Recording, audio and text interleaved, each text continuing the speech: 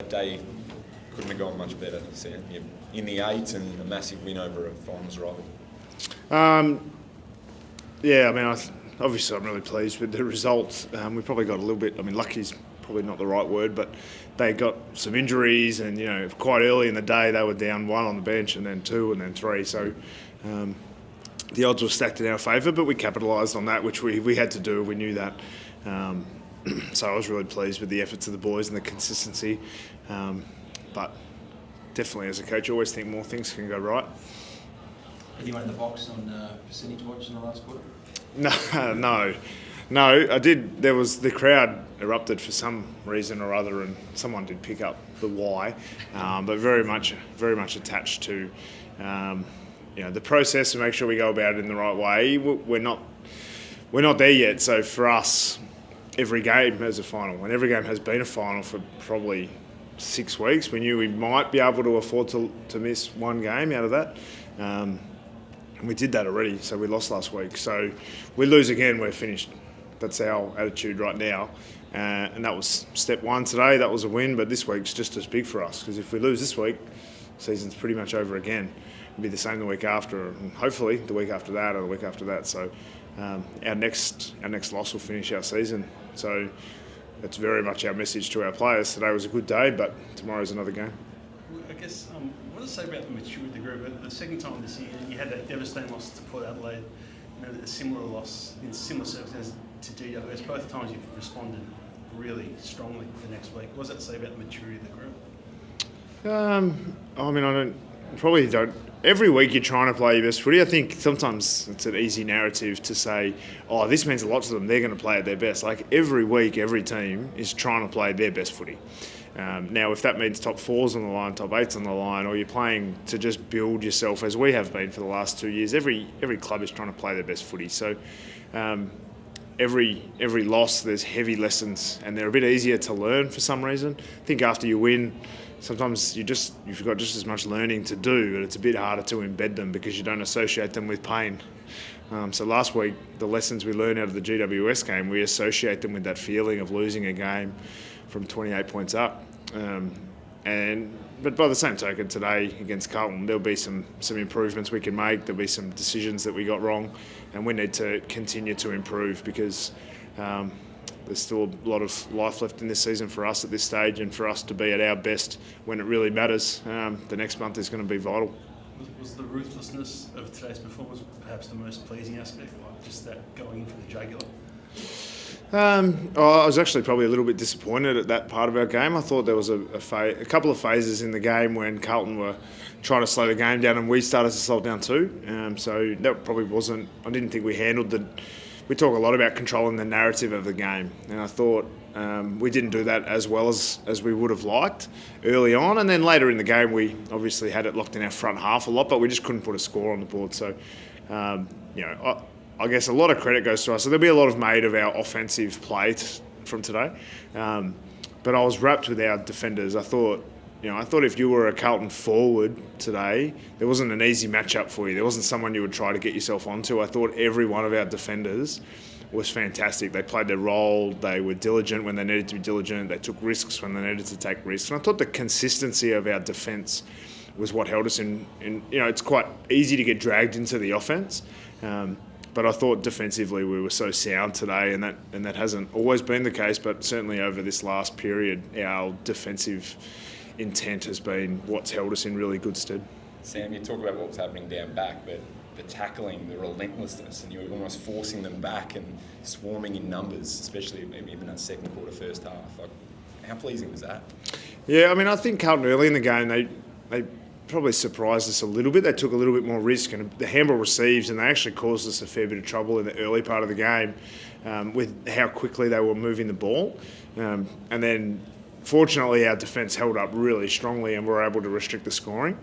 Once we adjusted and got a bit more pressure on the ball and we were able to tackle a bit better, I thought we looked a bit more consistent across the field. The tackling numbers for us has been bit inconsistent across the year. Sometimes we've been a little bit low in that area, but I think quite early in the game we were sort of plus 10 for tackles. But they were winning a lot of contested footy at the time, so you want to get one of those two things right. Ideally it's contested possession and tackles, but if you're losing one, you definitely want to be winning the other. And fortunately, in the early part of the game today, when they had their full contingent of players, the tackling was what probably kept us in the contest. Any injury concerns with Will Days? You subbed him, you said tactical, but is there anything he's carrying across this last fortnight? No, he was just cramping up. I think it was the first probably warm day we've had in a while, and he's obviously a really important player for us. We've had a couple of guys who have probably been a little bit sore midweek, and he's been one of those guys. But once he started cramping sort of late in the third, it's not really usual for him. So, he's an important player for us, and we had obviously when you have Luke Bruce as your sub, you're trying to find a way to get him on as quickly as you can, sort of as soon as half time rolls around really for us. So we decided to put him on ice. He was a bit flat actually because he said he would have enjoyed the last quarter, but no, we want to make sure that he's cherry ripe for the rest of the season. Sam, has the goalposts shifted in your mind now about what this group could achieve this year, and if you were to sneak into the finals like you are at the moment, what you might be able to do? I don't go that far. It's really cliched, and I apologise for it. But if we don't win the next game, our season's over. So, I'm sure the outsider world will say, well, they're playing Richmond, so that's a win tick. But for us, that's a side that has got an enormous amount of quality. They've had some injury concerns. They're going to bring everything about what they're going to do this week is going to be about taking us down, and everything we're going to do this week is about taking them down. So the challenge is in that. And so as far as what the big picture and the overall looks like, I've been really consistent with what we're trying to achieve as a club is build a brand of football, build a playing contingent that can play a game style that will hold up in finals. Now, is that this year? Time will tell. And if it does, we've been building a game style that we think will stand up. But the proof will be in the pudding when our time comes. Hopefully that's this year, and that's what we're obviously aiming for now that we're in this position. But we'll be judged by our outcomes.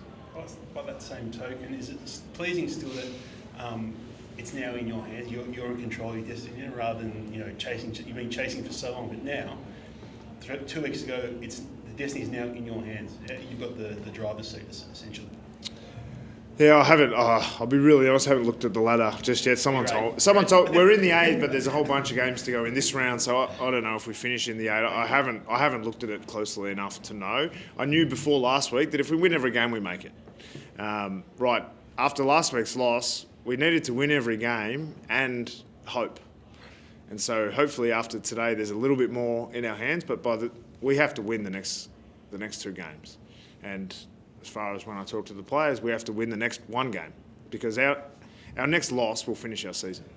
And so it's been a long finals campaign for us already, really, because we've been playing like this probably since round 15 or 16. So what great experience for our players, and they're loving the experience and loving the energy that creates, because the alternative is you play the last few games of your season starting with one eye on what the next season looks like. And for us, the experience our players are getting by every game counting, the way today did in front of 80-something thousand, it's an enormous amount of experience for our group.